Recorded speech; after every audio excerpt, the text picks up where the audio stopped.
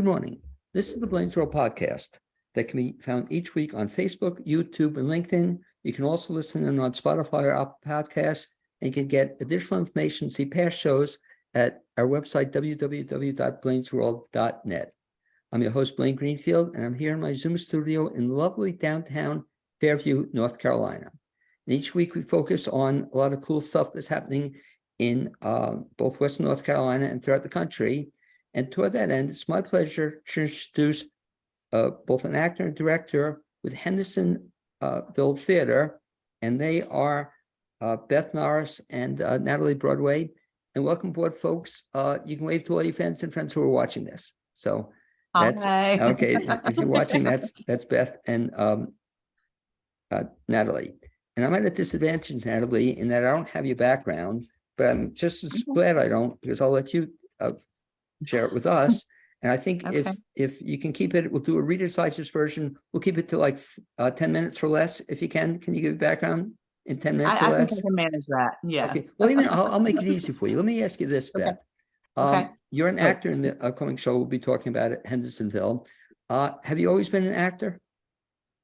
Yes, I did my first play at school with Cheryl Anders, who used to be big at Hendersonville Theater for years and years, in 4th grade. So I was 10 years old. We did a shortened version of Taming of the Shrew. And then 3 years later, I was 12, or 2 years later, I was 12. I can't do math, but I can act. And I did my first show at Hendersonville when it was Hendersonville Little Theater. Right. I think it was Amphitryon 38, and I played a servant, and then I never left. At the barn, when it used to be the barn? Yeah, at the barn. Yeah, I did probably over the years, I'd say about 40 shows at the barn over the years. I mean, I would work for a few years, and then I'd take a break for a couple of years. I'd do some more there. And then I've done shows really just locally, mostly. Willow Street Theater when it was still in existence. Absolute Theater was around briefly. Did shows with them. I've done some ensemble stuff, just kind of background at Flat Rock Playhouse. Did my one professional show, my real paid show was at Mill Mountain Theater in Roanoke, Virginia. But yeah, I've been doing this all my life. I can't imagine doing anything else. It's my passion. It's the best therapy on the planet. And it's just something that I absolutely love. Let me ask you, going back to that first play, so you remember the name of it. Here's a question, and I'm sharing it with an idea for Beth, which you may have heard me say before, Beth. Okay. But when you did that show, do we have a record of that show anywhere? Was there a tape of it, or just a movie made of it? I think back then we did do maybe a little bit of taping, but I have pictures of it still. Well, the reason I ask was I have this great idea for a fundraiser. Have I shared this with you, Beth? Have you heard it? Yeah, I've heard it. Okay, but the idea for the fundraiser, Beth, you'll be the first one to take me up on it.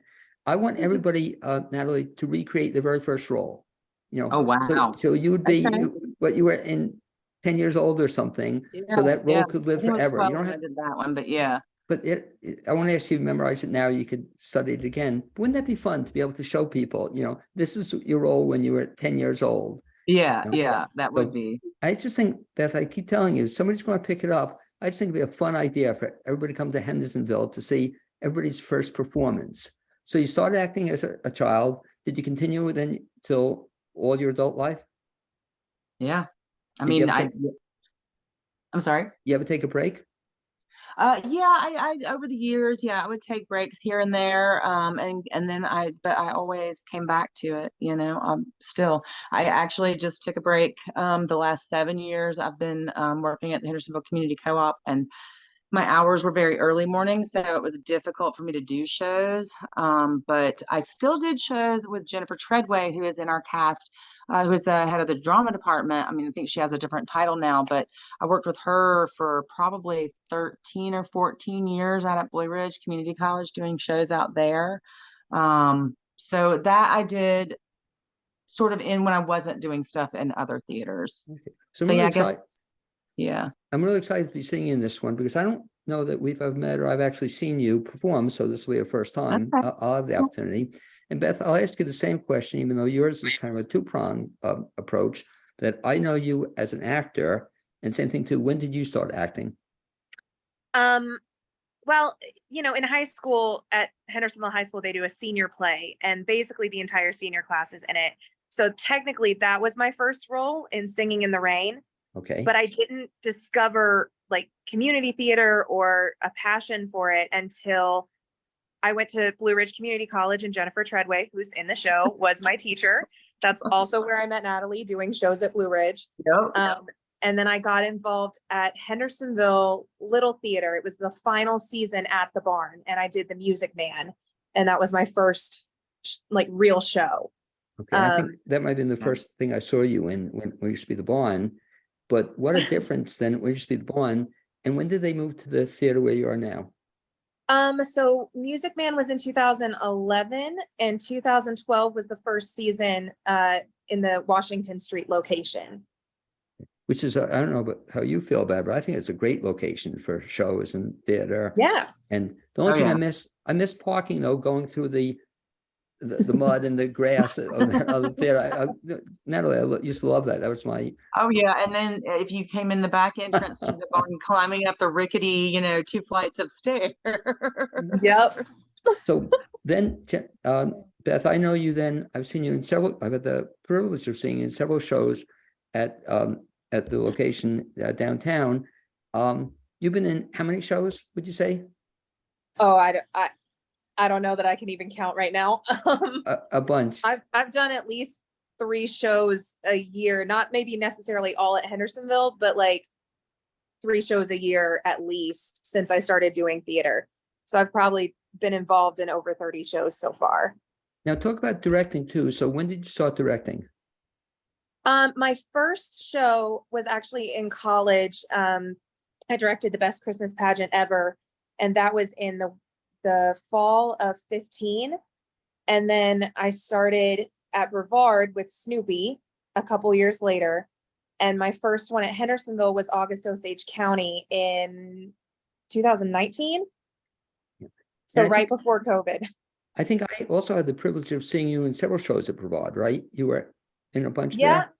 I've done a couple. I did Godspell was the first one that I did there. And then I was in Urinetown the next year. Okay, and 2 great shows. They did a great job with those 2 shows. I'm so sad they're no longer doing shows at Brevard. Yeah.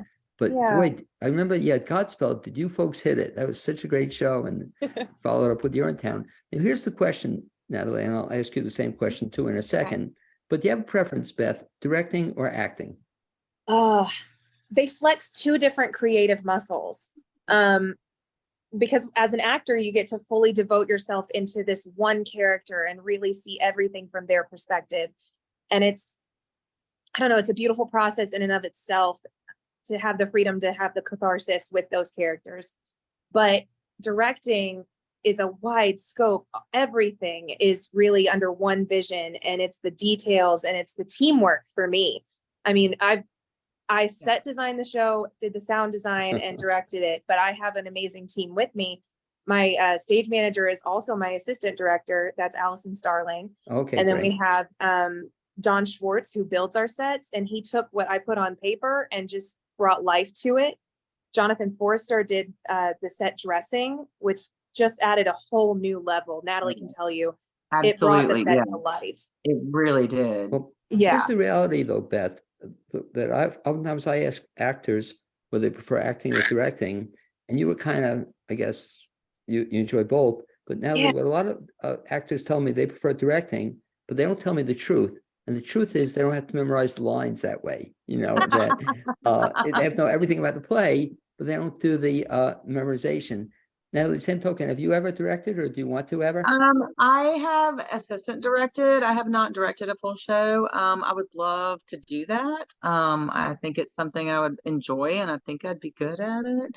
But I absolutely love acting. I love the opportunity just to live someone else's life for, a month or, so however long it is through the rehearsal and performance process. I think it's the best therapy on the planet. I love doesn't matter how bad of a day I've had, the second I walk into the theater, it changes and everything's okay.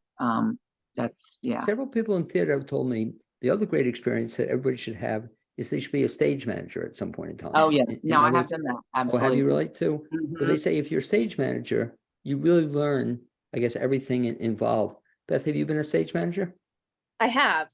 I Okay. have. It is a whole different animal. I Mhm. respect my stage managers so much because they do everything.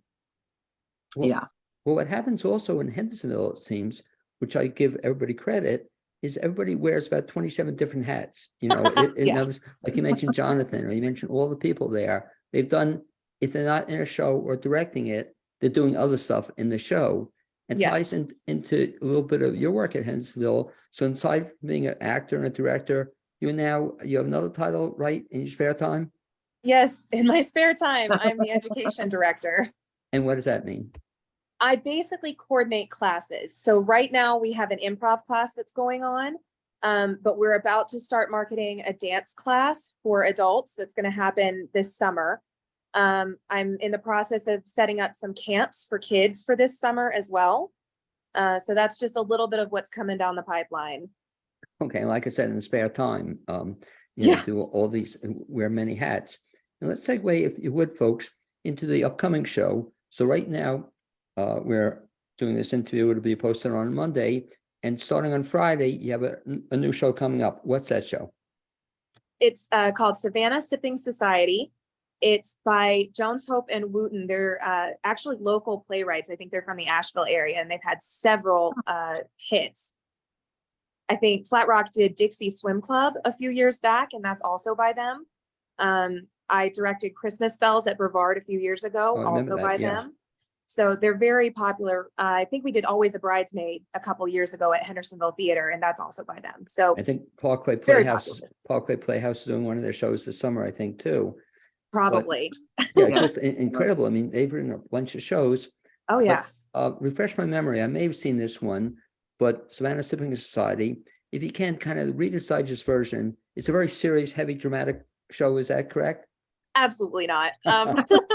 What's the show about? So I put it in the same vein as Steel Magnolias. I call it a comedy with heart, because there are some, sad or melancholy or just touching moments. Yeah. Yeah, but the majority of it is just hysterical. It's about 4 middle-aged women who are kind of finding themselves at a place in life where they're starting over, whether it's because they've been widowed or they've lost their job or they've gotten divorced. And these women kind of all find each other and find new life and new purpose and create a family together. So it's And a really sweet show. And so you chose Natalie. So she had the tough thing about choosing Natalie to be in the play. So she had to age a little bit. She, it was right. It No. wasn't for you. I'm actually 3 years older than my character. So Are you really? Okay. So you get my character, yeah. and talk. She about just doesn't look it. Okay. So we'll talk about your character. But first of all, before I ask about the character, you mentioned you have children. How many I children? do. Any children? I have 4 altogether. I have 2 that I gave birth to and 2 that have been part of my life for most of their lives. Okay. 3 of them are grown, so I have 1 at home now. So. Okay. This show, would you say it's appropriate for children? I would let my 14-year-old go. Absolutely. I probably would have let them go at 12. There are a couple of jokes, but it's not, I don't think it's offensive, but I mean, I'm a pretty open person. So. And talk about your role in I think this. we rated it PG is what we Okay. rated it. Which is cool. And Beth, I think it's really cool that you mentioned that, because I think, Beth, all shows should tell people at least that, or give them an idea of if it's going to be appropriate for children. And so your role in this one, Natalie, you got the age limit, but what role are you playing in this? I'm playing Randa Covington.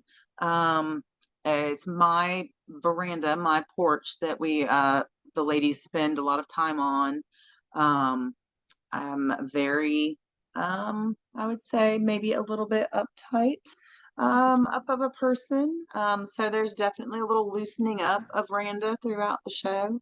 But it's been a lot of fun, just playing around with her. And, I think Beth did an excellent job casting, because there are definitely some attributes of Randa that like I can connect with. And I think the same goes for some of our other actors, you know, Jennifer Treadway in Marla Faye, and Katie Winkler as Dot, Joan Richardson as Jinx. I feel like they're each of us bring a little of ourselves to the character, but it's also, you know, we're able to pull something out of that character that we can do something else with. You'd mentioned that Jennifer at one time was your teacher. Yeah. Mhm. Oh, you, each of you are a teacher, or? Yeah, I mean, I took some of the classes out there. I worked as just a community member, auditioned and did some shows with Jennifer, and then I was the artist in residence one year. Very And then I nice. was like, you know, I really like her. I think I'll take a few more of these classes. So I did take like 2 years of classes with her as well. Well, it must be interesting experience to then be acting alongside her. Is that kind of Yeah, so we actually did, I got to act with her at Blue Ridge when we did August Osage County there. We had Neela Munoz come in and direct, and oh, Jennifer nice. played the lead in that, and I played Maddie Faye, you know, the aunt, the obnoxious, loud, brash aunt. Um, so, but yeah, this will only be the second time I've ever gotten to act with Jennifer, so that's definitely been wonderful. And then Katie Winkler directed, I think it was the first show I did at Blue Ridge as the artist in residence, and that was Mother Courage and Her Children.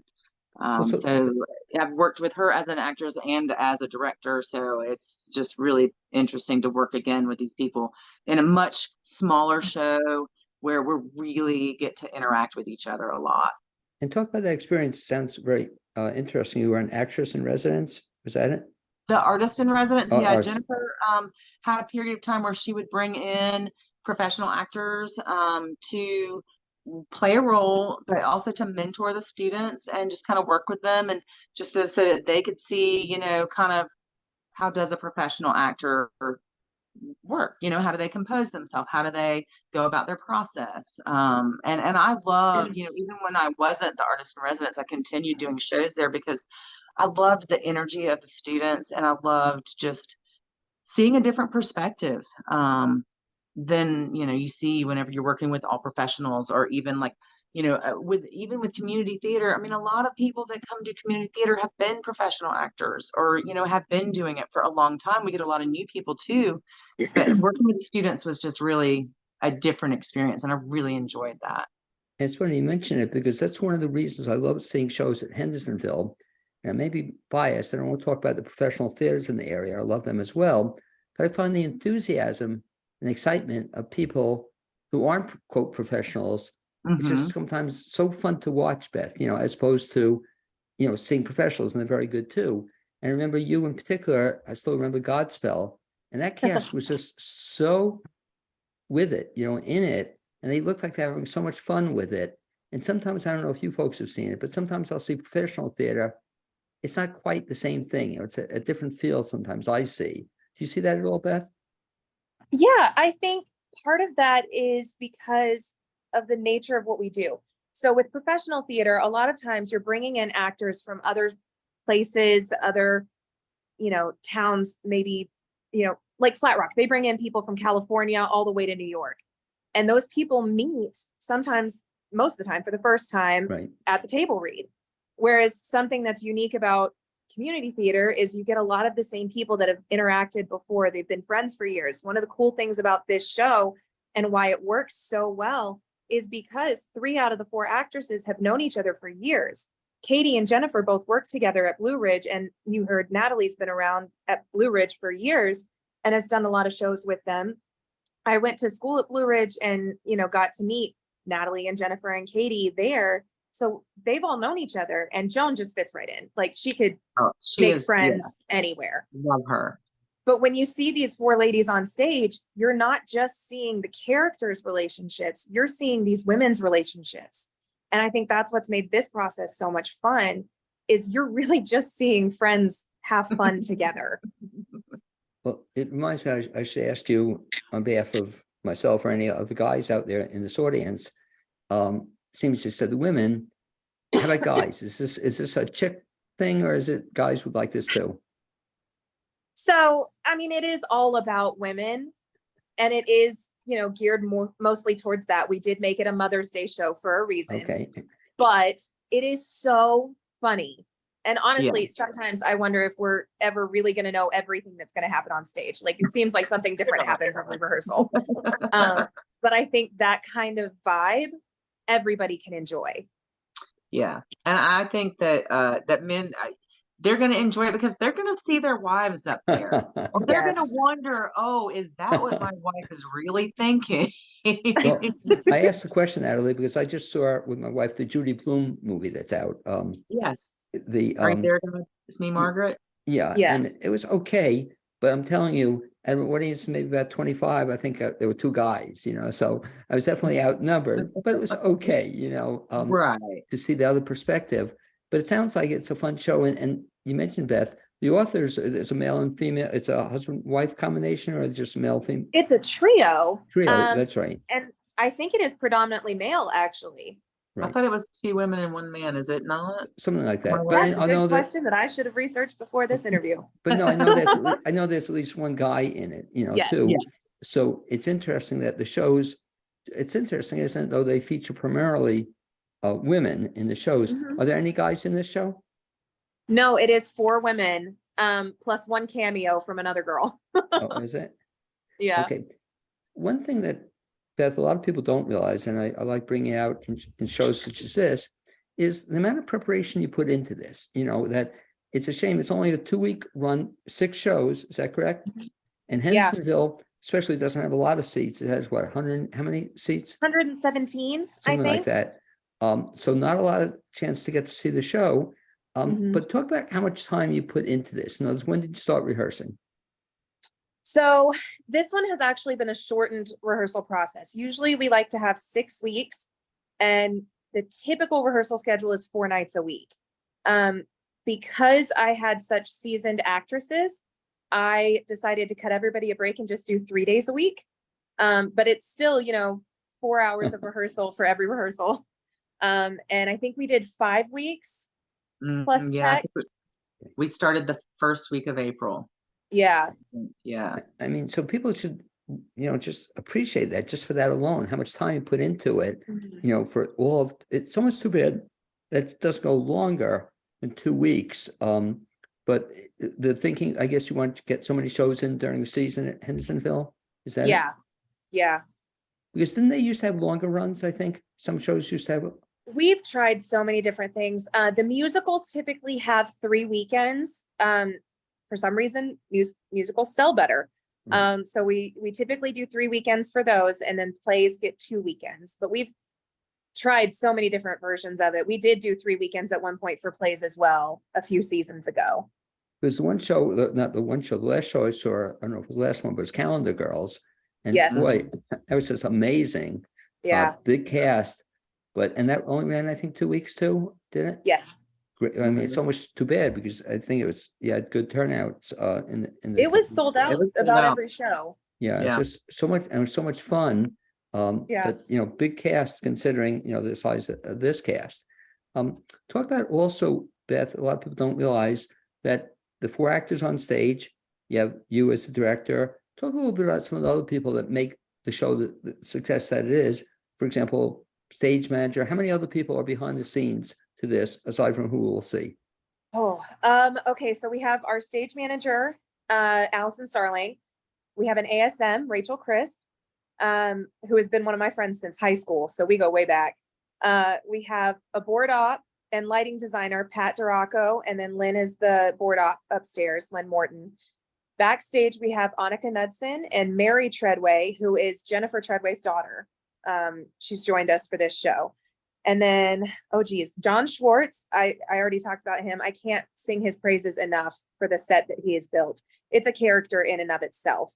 And he has a whole team of people with him that help construct, and they've been there so many days, every week, just working their butts off. I can't wait for you guys to see it.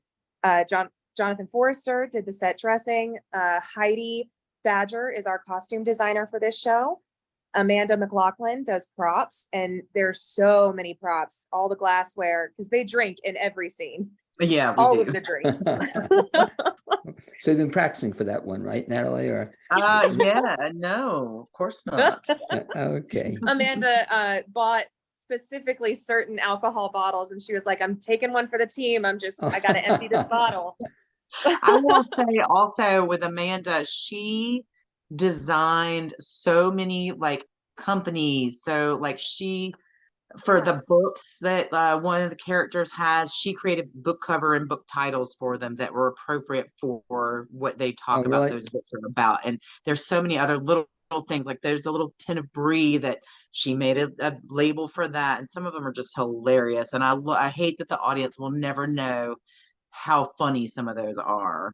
And the amount of detail, like on those books Oh, Natalie yeah. was talking about, she put what is it called? It's the number, the Dewey Decimal Oh, yeah, system. yeah. She put a number on it. We numbers. joked Yeah. about maybe trying to return them to the library and see what they did with them. Well, and remember when they used to have Dewey Decimal Systems, Yeah. that you had, Yeah. oh, that is too funny. Well, also, just listen to the two of you talking about the show itself. It sounds like it's going to be a lot of fun. People are going to laugh at this show. Oh, Oh, yeah. But the laugh, are there some tears also? We have tried to minimize the tears. There are very, very heartfelt moments, and you may cry. I cry sometimes at these actresses because they're just doing such a beautiful job. We really focused on finding a balance between fighting against the sadness and giving into it, showing the cracks in the facade. So we really tried to find that balance. And talk about something else too. I'm curious from Natalie's standpoint, is when you prepare for a show, how important is, like people told me, like to create a backstory? In other words, you have the script. Do you give a lot of thought to the rest of the story behind your character? I do not. Because some people do, right? Some people do, yeah. I mean, like in Jennifer's classes, yeah, you get like a 3-page form of like questions you should ask yourself about your character. And it depends on the show. Like if I am having trouble figuring out who my character is, then I will do a little bit of that. But most of the time, I mean, I don't know, I just kind of feel them out through reading the script and use context clues within the script to inform me who they are. Like there are certain clues about Randa in the script that tell me, she is hyper aware of what other people think. She is very self-conscious. And these are things that I learned through the script from knowing who like her grandmother is, who's someone who was a part of her life. And I know how that's affected her. So yeah, no, I don't really do any of that. And Beth, you're thinking on that, both as an actor and director, how important is, at least from your perspective, the backstory, or do you want people to think about that?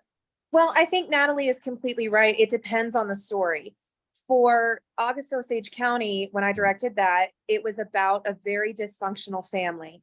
And it was all about the intricacies of that relationship between each member. So we had an entire rehearsal where we just sat down and talked about the history of the family and things that they've gone through. And part of that is making up stories based on the information in the script that we have.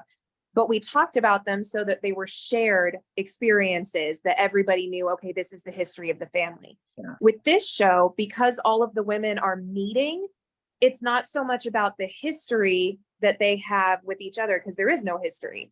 So it's just having a good feel of how their characters react in the moment to each other. So I think there's a time and a place for both approaches. And let me ask you both, in terms of this play in particular, it seems it's, I guess, pretty much a dialogue-driven show. There's must be a lot of dialogue. Yeah. It's not an action, filled show. There aren't songs in between. Oh, there's some action. Trust me. No, but I'm saying, with respect to, for example, memorizing dialogue, I'll put you on the spot, both of you, because I'm always curious about this. I assume, or I shouldn't assume it, but is that relatively easy for you to get a dialogue down? It is. It's more challenging now than it was 20 years ago. But I mean, I don't if you're listening to your other actors, to your scene partners, if you're really listening to them, then it makes it easier to learn the dialogue because you're responding to them. You know, you're not just spitting out lines like I'm listening for my cue line so I can spit out this Right. line. You're listening to what they're saying. And I think that also lends itself to making that character more real, is that you have to really be in the moment with those people.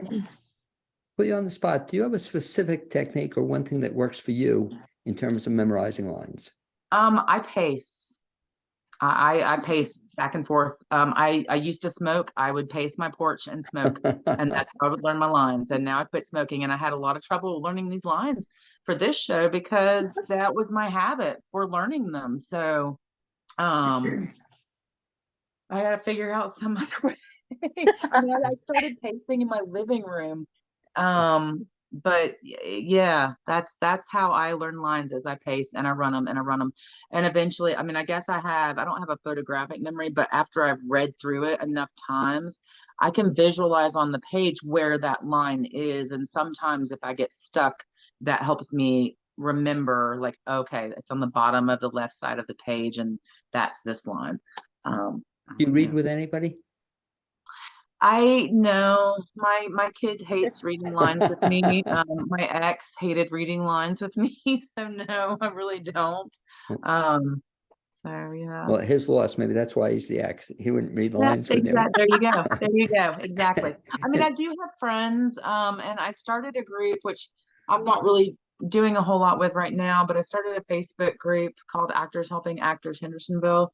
And the reason I wanted to do it was to provide actors like a place where they could say, hey, like, I need somebody to run lines with me. You know, do you have some free time?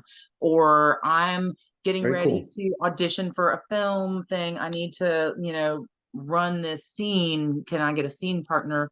And even just like for people to be able to get together and say, hey, let's play some improv games this weekend. But yeah. And keep this in mind, Natalie, on Facebook, I started a couple of years ago an entertainment page as well. So feel free to do that too. If you want to put out an announcement or Okay. looking for people, might be a way to get some people. And same thing with you, Beth, both acting and directing, but as an actor, lines, is that hard for you to memorize lines? Not really. And I always feel bad saying that. Like, I just don't have a lot of trouble learning lines. And I think part of it is just the process that I do. Especially with well-written scripts. Right. My thing is I go through and I find the inner monologue, the train of thought, like, why are we saying these things? Why are we responding the way we are? Because I think if you can feel your character's inner monologue and, you know, their train of thought, if you can follow that, then the lines just make sense. Yeah. And just like Natalie said, the listening, you're responding in character to something that's being said or being done. If you have the why, the what is easy. Yeah. Is a musical easier for you? Was what easier? A musical. No, I'm gonna tell you, musicals are easier to memorize dialogue because there's just not that much dialogue. Right. But I am terrified of memorizing songs. And it's because one time in high school, I went up on the lyrics in a song. And like, if it's a monologue or if it's a scene, I can improv my way out of that. If it's a song, the music goes on without you. You can't just make something up because then it doesn't fit. Because so those actually terrify me more. No, it's funny because a lot of performers said they prefer musicals. For some reason, it's easier to memorize, you know, as kids who memorize songs or whatnot. Yeah. But that's funny. If you miss it, I guess you'll be in trouble. Yeah. Repeat, if you would, Beth, the highlights of the upcoming show in terms of dates and getting tickets. And I'll have a final question to ask both of you. But show opens what date? The show opens this Friday, May 5th, and we have shows Friday, Saturday, Sunday. Friday and Saturday are at 7:30, and Sunday matinees are at 3, and it'll run for 2 weekends. So we'll close on Mother's Day, the 14th, which is a wonderful opportunity to bring your mom and give her a special treat to celebrate her. And if folks want to get tickets, the best bet is they can do that at hendersonvilletheater.org. Okay. Yeah. And theater spelled correctly? Yeah. with an RE at the end. Okay. And if folks want to get in touch with you beyond the show, or if they want to find out what else you're doing, best bet to network, Facebook or Instagram, or what's the best way to find out about you? Yeah, I am a Facebook lady. I know I probably should have transferred to Instagram or TikTok or something, but I just don't like videos of myself. Yeah. Well, no, well, excepting we're doing a video now and you're doing great. But no, I guess we're laughing, Natalie, but that's sort of me too. I'm so used to Facebook that I'm Yeah. fighting going to Instagram or anything else, but you can find Beth Norris on Facebook. Natalie, Yep. in terms of reaching you, what's the best bet? Facebook. Okay. I don't do any of the other stuff. My kid does the other stuff. Right. And what's the name? It's Natalie Broadway or? Natalie Broadway. Okay. And so after this show, do we have anything upcoming? Anything planned? I am actually doing the stage reading that comes up next after this, Where the Heart Is, which was written by a local playwright, Beth. I cannot remember his name offhand. Steve Marsh. Steve Marsh. And it's a beautiful little play. So I'm hoping people will come out and see that. But I'm really excited to read the character that I'm going to be reading for that. And that's also going to be at Hendersonville? That is, yes. Right. And Beth also, and I'll conclude with you, Beth, in terms of upcoming, but that's one of the cool things about Hendersonville has moved into all these new directions. You know, they have concerts now, they have stage readings. Yeah. After this show, do you have anything scheduled? Yes, the rest of my year is scheduled. I am in Rock of Ages. Right. So that musical happens in July. I'm set designing Young Frankenstein in the fall, and then I'm sound designing the Christmas show. Okay. So you have your work cut out for you. Yeah. Anyway, I want to thank you both for telling me about Savannah Sipping Society, and maybe I'll be one of the few guys who'll be in there, but that'll be kind of cool. We won't discriminate, right? Or do we have? We welcome everyone. Yeah, very inclusive. So we don't have a special seating for guys, or they can sit Yeah. anywhere they can get a ticket. Anyway, should be a fun thing. I will tell you, as Beth indicated, not a lot of seats in the theater, but any seat you'll be in, it's a good seat. You can see. Yeah. Yeah. It's a fun little Absolutely. theater to get to. A lot of great restaurants. If you come down to Hendersonville, we go to, I don't know if you guys go to, we go to the German restaurant a lot.